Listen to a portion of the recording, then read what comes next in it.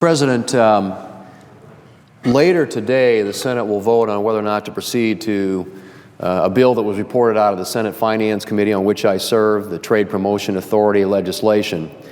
And what's sort of remarkable about this is that we are on the cusp here in the United States Senate of passing a major piece of legislation, bipartisan legislation, in which a Republican majority in the United States Senate is working with a Democrat president to give him trade promotion authority, something that would be very good for our economy. And if the Democrats here in the Senate don't blow it, this could be a major hallmark achievement of this Congress. But my understanding is there's an effort on the other side now to prevent us from even getting on the bill to debate it. And I hope that as Democrats contemplate that move, that they'll think long and hard about what they will be doing. Because not only will they be undermining their own president, who is very much for this, they will be hurting the American economy, because every president, literally back to FDR, has had trade promotion authority in which he has the ability to negotiate trade agreements with our trading partners in a way that Congress ultimately has to approve, but in a way that expedites and gives maximum amount of leverage to get the best trade agreement possible.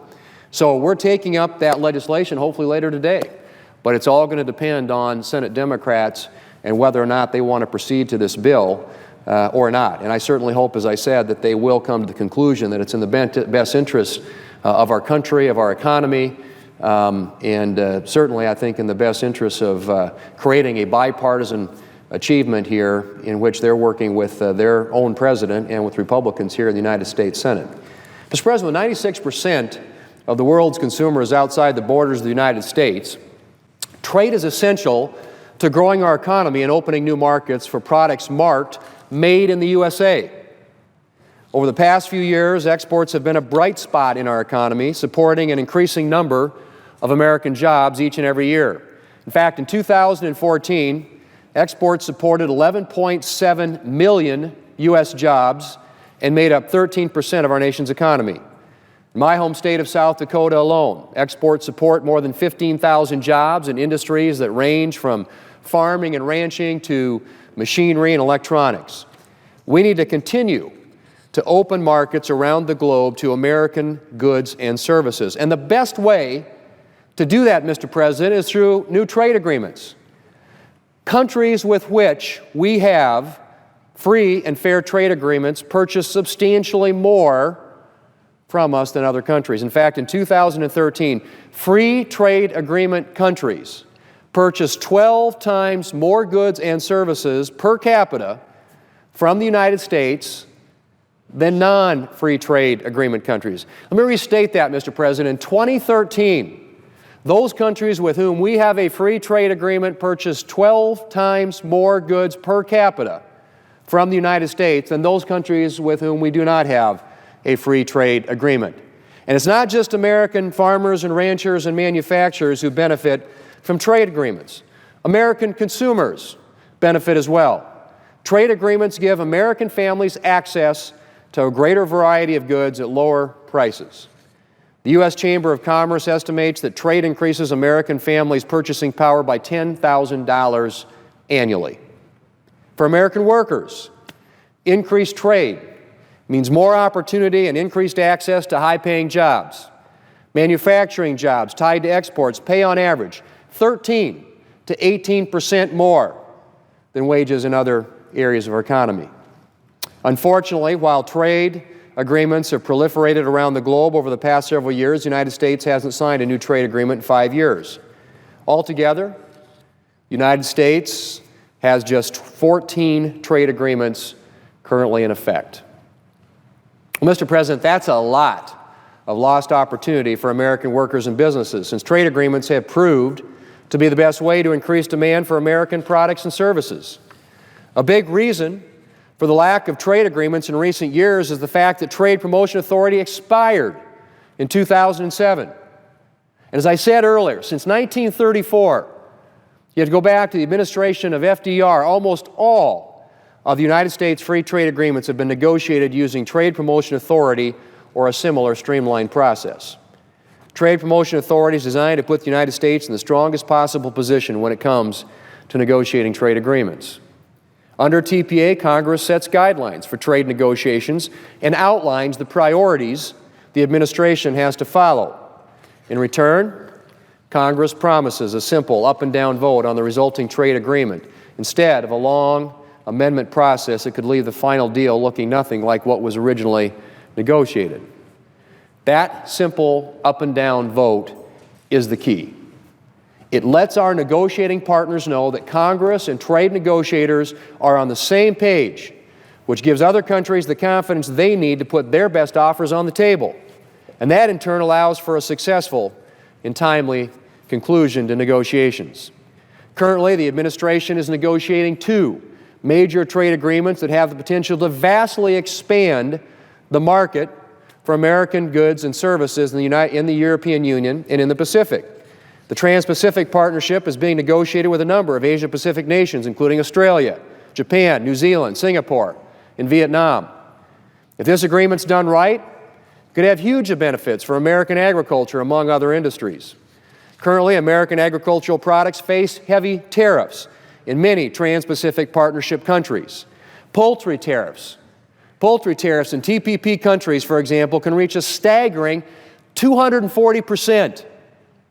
Reducing the barriers to American agricultural products face in these countries would have enormous benefits for American farmers and ranchers.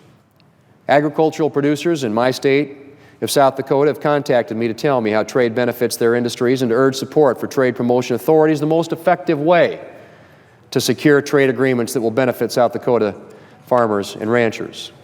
A leader of the South Dakota Dairy Producers Association wrote to me about the Trans-Pacific Partnership Agreement, which could have significant benefits for South Dakota dairy farmers, and urged me to vote in favor of Trade Promotion Authority. The Trans-Pacific Partnership talks, he said, and I quote, have the potential to be positive for our dairy industry, but only if the United States insists on settling for nothing less than a balanced deal that delivers net trade benefits for the dairy industry. Passing TPA is a key part of getting there, end quote.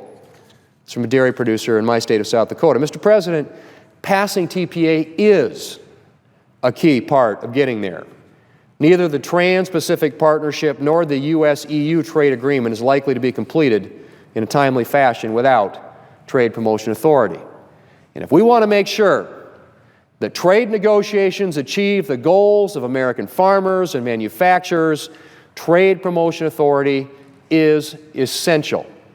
The bipartisan bill that we're considering on the Senate floor this week reauthorizes Trade Promotion Authority and includes a number of important updates, like provisions to strengthen the transparency of the negotiating process and ensure that the American people stay informed. It also contains provisions that I push for to require negotiators to ensure that trade agreements promote digital trade as well as trade in physical goods and services. Given the increasing importance of digitally enabled commerce in the 21st century economy, it is essential that our trade agreements include new rules that keep digital trade free from unnecessary government interference. Mr. President, this Trade Promotion Authority bill will help ensure that any trade deals the United States enters into will be favorable to American farmers and ranchers and manufacturers, and it will hold other countries accountable for their unfair practices. Passing this bill is essential to prevent American workers and businesses from being left behind in the global economy. Since Republicans took control of the Senate in January, Democrats and Republicans have come together on a number of issues to pass legislation to address challenges that are facing our country. I hope that this bill will be our next bipartisan achievement. The President has made it clear that he supports this bill, and key Democrat senators are working to make sure that it passes. I hope, Mr. President, that the rest of the Democrat Party here in the United States Senate will come together with the President and Republicans to get this done. As President Obama said the other day, and I quote, "We have to make sure that America writes the rules of the global economy, because if we don't write the rules for trade around the world, guess what? China will." And they'll write those rules in a way that gives Chinese workers and Chinese businesses the upper hand and locks American-made goods out, end quote. That, Mr. President, from President Obama. Put another way, Mr. President, if America fails to lead on trade, other nations will step in to fill the void, and these nations will not have the best interests of American workers and American families in mind. It is time to pass trade promotion authority so that we can secure favorable new trade deals and ensure that American goods and services can compete on a level playing field around the globe, and that, Mr. President, American workers and American consumers can see the benefits that come along with that. I hope that will be the outcome of the vote today, Mr. President, and I hope that, again, it will be a major achievement for this Senate, a bipartisan achievement in which both sides work together for the good of our economy, for the good of jobs, for the good of higher wage levels for American workers, and for the good of a more competitive economy in which our consumers benefit. Mr. President, I yield